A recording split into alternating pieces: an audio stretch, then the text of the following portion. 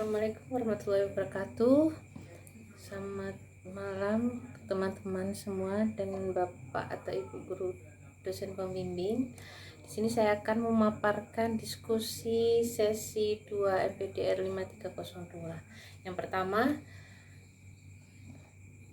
5 hal penting dalam pendidikan pendekatan multikultural untuk membentuk karakter dan identitas nasional di era revolusi industri 4.0, yaitu 1. Urgensi pendidikan multikultural di era 4.0, di mana penulis menyoroti bahwa di tengah derasnya arus globalisasi, digitalisasi, dan perubahan sosial yang dibawa oleh revolusi industri, keberagaman di Indonesia berpotensi memicu konflik. Oleh karena itu, pendidikan multikultural menjadi sangat penting sebagai respon untuk mengelola keragaman dan mengurangi dampak negatif. Dan yang kedua, peran dalam pembentukan karakter bangsa, di mana disarankan untuk menanamkan nilai-nilai kehidupan seperti toleransi, empati, keadilan sosial, dan gotong royong yang esensial dalam membentuk karakter peserta didik.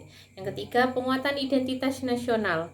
Penulis menjelaskan bahwa pendidikan multikultural dengan mengakui dan menghargai kebinekaan justru memperkuat identitas nasional yang berakar pada semboyan Bhinneka Tunggal Ika. Dan yang keempat, implementasi di sekolah dan lingkungan keluarga. Materi membahas perlunya implementasi pendekatan multikultural ini tidak hanya di sekolah, tetapi juga melibatkan lingkungan keluarga sebagai sumber pendidikan utama. Dan yang kelima, pengembangan kurikulum berbasis kearifan lokal. Kajian literatur sering menekankan perlunya pengembangan kurikulum yang berbasis pada nilai-nilai multikultural dan kearifan lokal.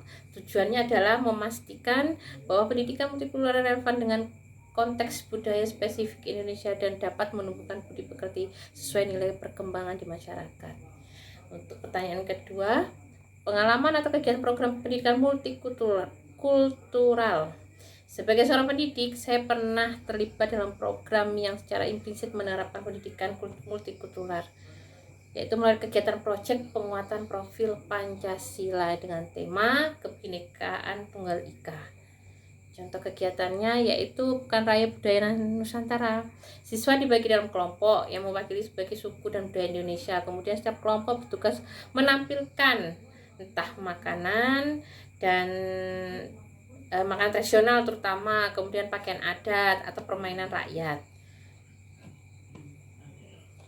Kemudian langkah-langkah konkret yang menciptakan lingkungan multikultural yaitu integrasi konten multikultural, mengintegrasikan perspektif, contoh bahan, dan ajar berbagai latar belakang budaya, etnis, dan agama ke dalam semua mata pelajaran.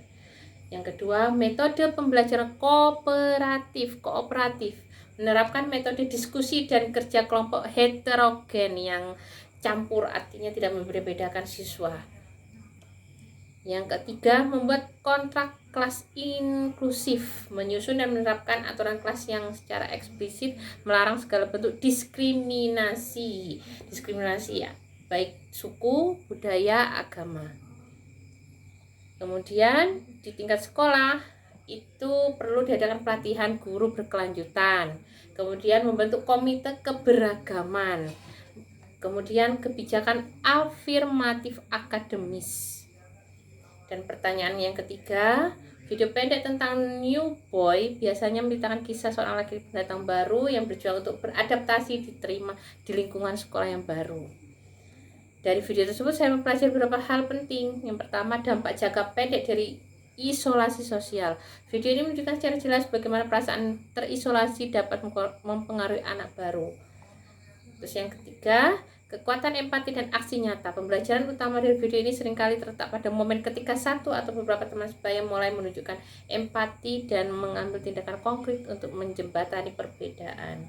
Bukan hanya berdiam diri, tindakan kecil seperti berbagi makanan, menawarkan bantuan dalam permainan, atau sekedar tersenyum dapat mendidik titik balik yang signifikan dalam proses penerimaan. Kemudian yang ketiga, peran guru sebagai fasilitator inklusi. Yang keempat, komunikasi nonverbal dan universalitas kebutuhan dasar. Yang kelima, penerimaan membutuhkan proses. Video ini mengajarkan bahwa proses penerimaan dan integrasi tidak terjadi secara instan. tetapi merupakan sebuah perjalanan yang membutuhkan waktu, kesabaran, dan usaha dari semua pihak, baik guru, kepala sekolah, orang tua, lingkungan, dan masyarakat. Demikian pemaparan diskusi saya sesi 2. Untuk lebih jelasnya sudah